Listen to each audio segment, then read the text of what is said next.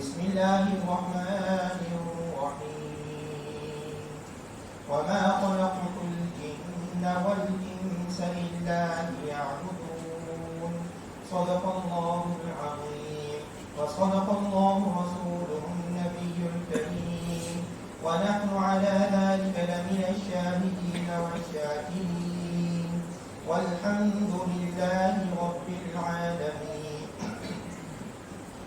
میرے والد محترم معزز سامعین، اللہ تعالیٰ کا لاکھا شکر ہے، اللہ تعالیٰ نے ہم سب کو ایمان کی دولت سے منور فرمایا اور ساتھ ساتھ ہم سب کو اللہ تعالیٰ نے ایمان کے ساتھ ساتھ نبی کریم صلی اللہ علیہ وسلم کی امت میں پیدا فرمایا. یہ اللہ تعالیٰ کی ہمارے اوپر بہت کرم و فضل ہے کہ اللہ تعالیٰ نے ہم کو یہ نعمتیں عطا فرمائی. جتنی بڑی نعمت ہوتی ہے، جتنی بڑی کوئی چیز ہوتی ہے، اس کی اتنی ہی حفاظت کرنی پڑتی ہے. اب اللہ تعالیٰ نے ہم کو یہ نعمت عطا کر دی، نہ اس پہ ہم نے کوئی محنت کی، نہ اس پہ ہم نے کوئی غور و فکر کیا، لیکن اللہ تعالیٰ نے ہمیں بن مانگے یہ عطا کر دی.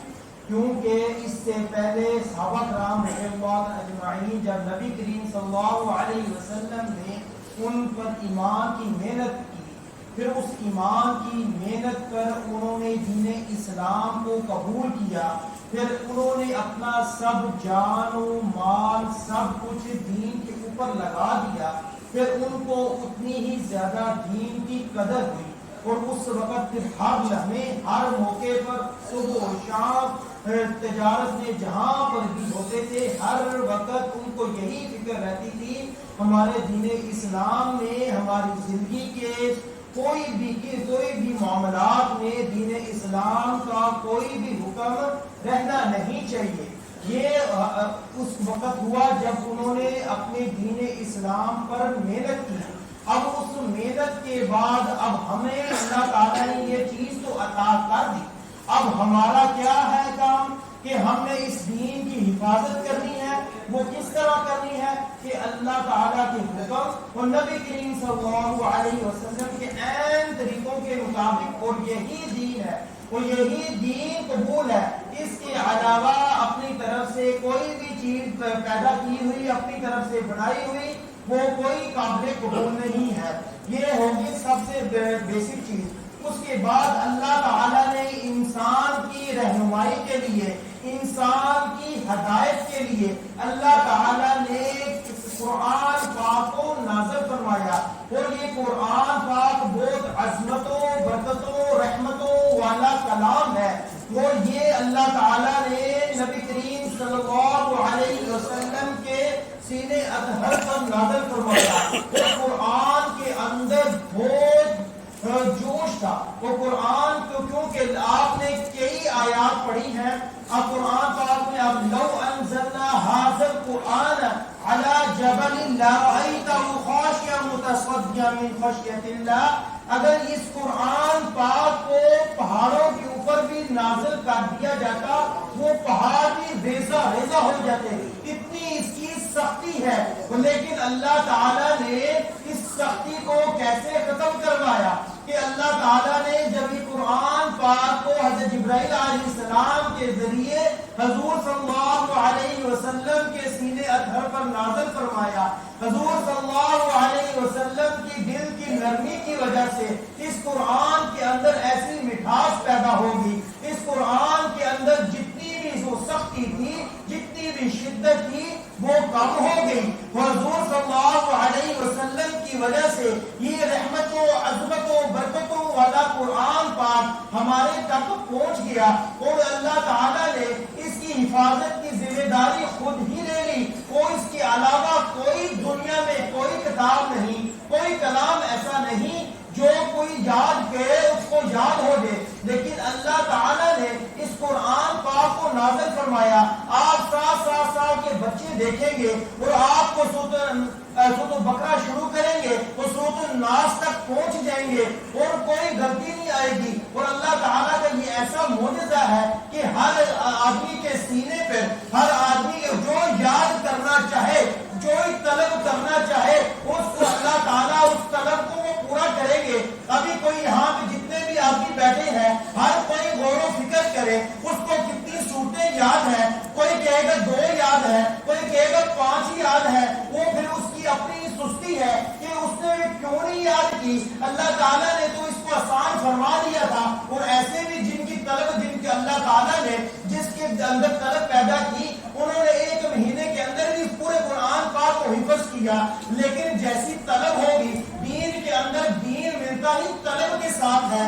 صبح آج درس میں بھی بات ہو رہی تھی کہ آپ نمازوں کے اندر آپ ذکر و اذکار میں زیادہ کی طرف نہ جائیں, آپ جائیں اخلاص کے اندر. وہ جو بھی قرآن پاک پڑھے, نماز پڑھے, ذکر و اذکار کرے, وہ اس کے اندر اخلاص ہو, اس کے اندر اللہ تعالیٰ کے ساتھ محبت ہو. وہ جو ایک جملہ بھی کیا پتا آپ کی پوری زندگی کو بدل دے.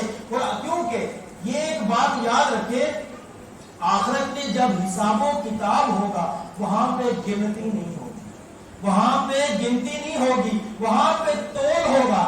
اور وہاں پہ جب ترازو لگا ہوگا کوئی یہ نہیں کہے گا میں نے 1,00,000 مرتبہ لا الہ الا اللہ پڑھ لیا, اور ایک کہے گا کہ میں نے 1 مرتبہ اخلاص کے ساتھ پڑھ لیا, اللہ تعالیٰ کو سامنے حاضر ناظر رکھتے ہوئے پڑھ لیا. وہ ایک مرتبہ پڑھا ہوا وہ 1000 مرتبے اوپر غالب آ جائے گا. کیونکہ ہمارے دین کے اندر اخلاص کو رکھا گیا ہے. اس لیے اپنے ہر عمل میں, کوئی بھی عمل ہے, وہ نماز کا ہو, زکات کا ہو, حج کا ہو, دو لوگوں کے ساتھ معاملات کا ہو, جو بھی معاملات ہو, وہ سب کا سب ذکر وہ چیز کس چیز پہ, اخلاص کے ساتھ ہے. جتنا دین اسلام کے اندر اخلاص پیدا ہوگا آپ کے دل میں انشاءاللہ اتنی ہی اللہ تعالیٰ کی محبت پیدا ہوگی, اتنا ہی دین کو سیکھنے کا جذبہ پیدا ہوگا. اس لیے یہاں پہ ہر بھائی بیٹھا ہوا یہ ابھی عہد کر لے, کیونکہ ابھی رمضان مبارک ہے, وہ دل نرم ہوئے ہیں. وہ دل جب نرم ہوتے ہیں کہ ہر چیز اس کے دل پر اثر کرتی ہے.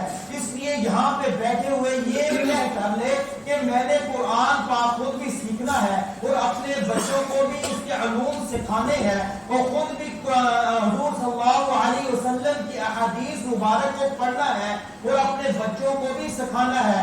کیونکہ یہ تعلیمات ہوں گی تو ہمارے اندر معاشرے کے اندر سوجھ بوجھ آئے گی, ورنہ معاشرہ ہمارا جتنا بگڑ چکا ہے اور آگے بگڑنے کی طرف جا رہا ہے. کیونکہ ہم نے جو حفاظ قرآن کو جو مقام اور جو مراتب دینے چاہیے تھے وہ دیے نہیں. اور اس لیے ہر کسی کی خواہش وہی ہے, کیونکہ دنیا میں جو چیز نظر آتی ہے وہی اسی چیز کی طرف انسان بھاگتا ہے. اور اس لیے جب دیکھو کہ ایک عام کوئی ویڈیو بنا کر موبائل پہ ڈال دے اور اس کی طرف لوگ بھاگنا شروع کر دیتے ہیں, میوزک کو سننا شروع کر دیتے ہیں, وہ نہیں سنتے قرآن پاک کو, نہیں سنتے کہ نمازوں کی طرف نہیں آتے. اور جس طرح آج رمضان مبارک کے 27ویں میں مسجد اوپر سے بھی باہر سے وہ باہر تک بھری ہوئی ہے, اسی باقی دنوں میں کیوں نہیں بھری ہوتی؟ کیونکہ نماز کیا ہمارا جو دین اسلام یہ سیزن وائز نہیں ہے. ہمارا دین اسلام شروع سے پہلے سانس سے لے کے آخری سانس تک, آخری لمحے تک, اور جب تک روح نکل نہیں جاتی اس وقت تک کا یہ ایمان ہے اور یہ اس وقت تک کا اسلام ہے. نہ کہیے کہ ہم نے 27ویں کے بعد مسجدیں وہی پرانی, وہی مسجد ہے, وہی آبادی ہے, وہی رہنے والے ہیں, وہ پھر کہاں پہ جاتے ہیں؟ اس لیے دین اسلام پر چلنا ہے. دین اسلام کے اندر پورے داخل ہو جاؤ, کیونکہ اللہ تعالیٰ نے قرآن پاک میں کیا فرما دیا, دین اسلام کے اندر مکمل طور پر داخل ہو جاؤ. مکمل داخل ہونے کا مطلب کیا ہے کہ اپنا اٹھنا بیٹھنا, چلنا پھرنا, رہن سہن اپنا عین دین اسلام کے مطابق کر لو. پھر جیسے اپنی زندگیوں کے اندر اگر آپ زندگی میں قرآن پاک کے ساتھ اپنی زندگیوں کو جوڑ لیں گے, پھر اللہ تعالیٰ آپ کی زندگیوں میں خیر و برکت عطا فرمائیں گے. اب یہ دیکھیں قرآن پاک کے ساتھ جو چیز بھی جڑتی گئی, اللہ تعالیٰ اسی کے مقام کو, اسی کے مرتبے کو, وہ چیز بچارا وہ دل میں تھی, وہ شک رات میں تھی. جیسے اب لیلۃ القدر کی خیر و برکتوں عظمتوں والی رات ہے, اس کو بھی کیوں فضیلت عطا ہوئی؟ کیونکہ اس میں اللہ تعالیٰ نے قرآن پاک کو نازل کیا. اب جب قرآن پاک کو نازل کیا اور یہ قرآن پاک کی وجہ سے یہ رات خیر و برکتوں والی ہوگی, رمضان مبارک کے اندر نازل ہوا، یہ مہینہ خیر و برکتوں والا ہو گیا۔ اب دنیا کے مطابق 2-3 مثالیں دوں گا۔ جس طرح ایک صفحہ ہے، ایک ادنا سا صفحہ ہے، اور اس پہ جیسے ہی قرآن پاک لکھا جاتا ہے، اس قرآن پاک کے لکھے جانے کی وجہ سے اس صفحے کی کتنی عظمت ہو جاتی ہے کہ کوئی بھی کہیں پہ بھی اگر اس کو خدا نہ خواستہ گرتے ہوئے دیکھ لے گا، وہ فوراً اٹھائے گا، اس کو چومے گا اور اوپر مقام خود رکھے گا۔ جیسے ہی قرآن پاک ایک ادنا سے صفحے کے ساتھ ٹچ ہوا، اور اس کے جڑنے کی وجہ سے اس صفحے کا مقام و مرتبہ کتنا بلند ہو گیا۔ آپ گھروں میں الماریاں بہت بنا لیتے ہیں، بڑی بڑی الماریاں بنا لیتے ہیں، پھر بعد میں جو کٹ پیس لکڑی کا بچتا کہتے ہیں اس کی چلو ریل بنا دو۔ اب پھر وہ ریل بناتے ہیں، پھر کیا کہتے ہیں کہ یہ قرآن پاک رکھنے کی دفاعی ہے، یہ قرآن پاک رکھنے کی ایک ریل ہے، اب اس کے اوپر سے کوئی نہ جائے، اس کے ساتھ کوئی ٹیک نہ لگائے، کیونکہ اس کی نسبت قرآن پاک کی نسبت کے ساتھ جڑ گئی۔ اس لیے اس لکڑی کو ادنا سی جو کسی کام نہیں آئی، آپ کی کھڑکیاں دروازے بننے کے بعد وہ لکڑی نقاب و بیکار تھی، لیکن جیسے ہی قرآن کے ساتھ اس کی نسبت ہوئی، وہ قرآن کی نسبت کی وجہ سے وہ لکڑی بھی اعلیٰ مقام پر پہنچ گئی۔ اب آپ نے کپڑے کی طرف جائے، آپ نے اعلیٰ سے اعلیٰ کپڑے پہنے ہیں، لیکن جیسے ہی گندے اس کو پھینک دیتے ہیں اور پرانے ہوتے ہیں اس کو پھینک دیتے ہیں۔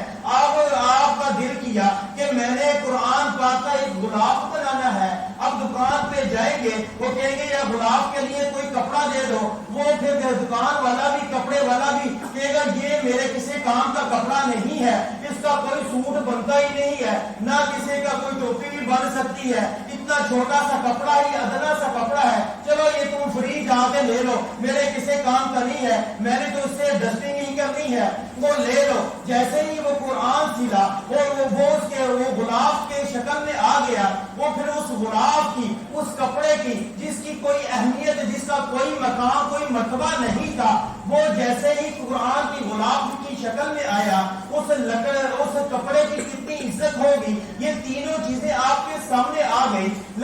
صفحے کی عزت قرآن کی وجہ سے ہو گئی، لکڑی کی وجہ سے جو بے وقت تھا وہ لکڑی کا مقام و مرتبہ بلند ہو گیا، اور اس کے بعد جیسے ہی کپڑے کا مقام و مرتبہ بلند ہو گیا، کیا ہم بھول گئے ہیں؟ ہم تو اللہ تعالیٰ نے انسان کو پیدا اس لیے کیا گیا ہے، اپنی عبادت کے لیے پیدا کیا ہے۔ وَمَا خَلَقْتُ الْجِنَّ وَالْإِنسَ إِلَّا لِيَعْبُدُونِ، میں نے انسانوں کو، جنوں کو اپنی عبادت کے لیے پیدا کیا ہے۔ کیا قرآن کے ساتھ یہ جڑے گا؟ یہ قرآن پاک کے ساتھ جیسے ہی قرآن انسان اپنے دلوں کو جوڑے گا، پھر اللہ تعالیٰ اس کے بھی مقام کو، مرتبے کو بلند کر دے گا، ان کے والدین کے بھی مقام و مرتبے کو بلند کر دے گا۔ کبھی قرآن پاک کو سمجھنے کی کوشش تو کرو، قرآن پاک کو پڑھنے کی کوشش تو کرو، پھر انشاءاللہ اللہ تعالیٰ اس قرآن کی وجہ سے، اس قرآن پاک کے مرتبے کی وجہ سے اللہ تعالیٰ تمہارے مقام و مرتبے کو کتنا بلند کرے گا۔ اب ہم ہر جگہ پر ذلیل و خوار کیوں ہو رہے ہیں؟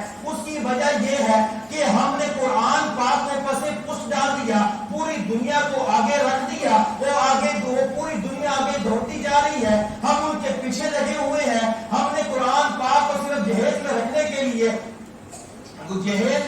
کے لیے دے دیا ہے، اور اس کے علاوہ وہ بھی لڑکی کو جو پڑھانا تھا، قرآن پاک تعلیمات کے لیے آیا، قرآن پاک کو پڑھنے کے لیے آیا، قرآن پاک کی تعلیم حاصل کر کے اس پر عمل کرنے کے لیے آیا، وہ پھر جہیز میں سر کے اوپر رکھنے سے کوئی فرق نہیں پڑتا۔ اگر اس کو پڑھا ہوتا، اپنی بچی کو پڑھایا ہوتا، اس کا کیا فائدہ ہونا تھا؟ اس کے پھر اگلے جس گھر میں بھی جانا تھا وہ نور علی نور ہوتا، لیکن ہم نے صرف قرآن پاک کو سمجھ اس لیے لیا، پھر وہ قرآن پاک ہمارے پاس مسجد میں قرآن پاک آتے ہیں کہ یہ شہید ہو گئے، اس کو دیمک کھا گئی کہ 20 سال پہلے شادی ہوئی تھی، ایک دروازے کے اوپر سی الماری بنائی تھی، اس کی ہم نے اوپر رکھا، آج 20 سال بعد صفائی کرنے کا موقع آیا، اس کو دیکھا کہ یہ غلاف کے اندر اس کو دیمک کھا گئی ہے، اور ہر دوسرے گھر کی یہی کہانی ہے کہ قرآن کو کھولا ہی نہیں جاتا۔ اور کبھی آپ نے دیکھا ہے کہ آپ دن کے اندر اپنے موبائل کو کتنی بار کھولتے ہو اور کتنی بار دیکھتے ہو؟ اسی طرح اگر آپ قرآن پاک کو کتنی بار کھولو اور اتنی بار پڑھو قرآن پاک کے، پھر انشاءاللہ نورانیت آپ کے دل میں کیا نہیں اترے گی؟ ضرور اترے گی، لیکن اس کے لیے صبح کے درس میں بھی یہی بتایا کہ انسان جب تک چیز کو طلب نہیں کرے گا اس وقت تک وہ آپ کو چیز حاصل نہیں ہوگی۔ اب دنیا کی طلب میں بیٹھے ہیں، اب دنیا کی طلب میں آپ بیٹھے ہیں اور آپ یہ نہیں کہتے کہ میں نے طلب بہت کر لی ہے اب، لیکن اس کے لیے پھر آپ ہر ممکن کوشش کرتے ہیں، اپنی دکانوں میں جاتے ہیں، جو جس کا کاروبار ہے ایک بار نہیں چلا پھر کوشش کرتے ہیں کہ یہ پلان سے نہیں چلا یہ والا پلان بنا لو، اگر ایسے نہیں چلا تو ایسے بنا لو، ہر صورت نکالنے کی کوشش کرتے ہیں، کیونکہ آپ اپنی زندگی کو دین اسلام پہ لانے کے لیے کیا آپ نے کتنی کوششیں کی۔ اس بار آپ کا دل مائل نہ ہوا پھر کوشش کریں، انشاءاللہ اس بار اگلی بار اللہ تعالیٰ پھر آپ کے دل میں یہ باتیں ضرور ڈال دے گا۔ اس لیے قرآن کے ساتھ اپنی نسبت کو جوڑے، اللہ تعالیٰ آپ کے مقام و مرتبے کو اونچا کر دے گا۔ جو شخص اپنے بچوں کو قرآن پاک پڑھائے گا، صرف نازلہ قرآن پاک ہی پڑھائے گا، اللہ تعالیٰ اس کے والد کے پچھلے تمام گناہوں کو معاف فرمائے گا۔ اور جو شخص حفظ کروائے گا، اللہ تعالیٰ اس کو جنت میں جب قیامت کا دن ہوگا 14ویں رات کی چاند کی طرح چمکتا ہوا تاج بنائے گا۔ اب یہ مقام یہ چیزیں سننے کو ہے تو لیکن سبحان اللہ بھی ہے، لیکن اس پر عمل کب ہوگا؟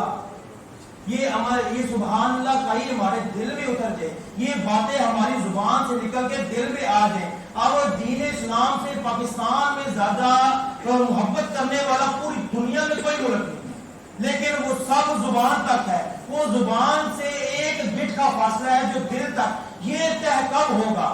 سب سے زیادہ کرپشن کس میں؟ پاکستان میں۔ اور سب سے زیادہ دین کہاں پہ؟ پاکستان میں۔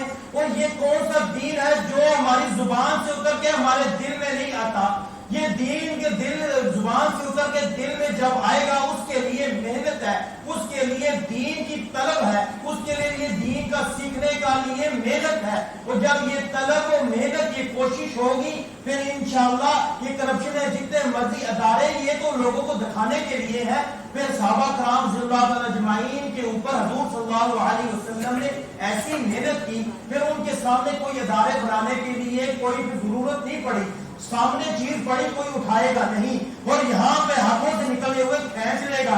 یہ کون سا دین ہے؟ دین اسلام کو اپنے دل کے اندر داخل کرو، اپنی زندگیوں کے اندر داخل کرو۔ بات چل رہی تھی قرآن پاک کی، قرآن پاک جب دل میں وہ جو بچہ پڑھے گا اس کے والد کا اتنا مقام ہے، اور پھر جو پڑھنے والا ہوگا اس کا کتنا مقام و مرتبہ ہوگا۔ اللہ تعالیٰ اس کو کہیں گے کہ تو قرآن پاک پڑھتا جا اور جنت کے درجات کو چڑھتا جا، اور تیرا وہی مقام و مرتبہ ہے۔ جب تیری قرآن پاک کی آخری آیت ہوگی وہی تیرا مقام و مرتبہ ہے۔ اور کیا ہم نے اپنے بچوں کو یہ حاصل کرنے کے لیے، یہ چیز کو اپنانے کے لیے، حفظ کرانے کے لیے کچھ آپ نے محنت کی ہے؟